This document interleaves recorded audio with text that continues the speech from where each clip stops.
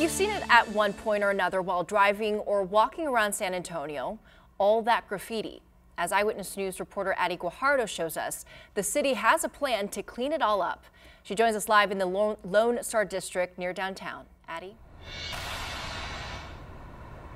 Well, Sharon, it's graffiti like this that you find here at the railroad tracks that the city wants the community's help to help remove. Now, I'm keeping my distance because I don't want to share the wrong message, but one message is clear. They need your help to spot this tagging to help beautify the city. Now, this is all part of the Graffiti Abate program, also known as GAP. Each fiscal year, the city budgets about $1.4 million to remove the graffiti.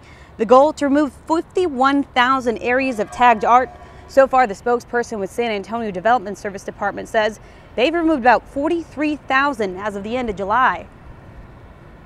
If it's an existing graffiti, they see graffiti on a fence or on a wall or in the drainage or anything like that, and it's already there, physically there, they need to let us know, and they can reach us by calling 311.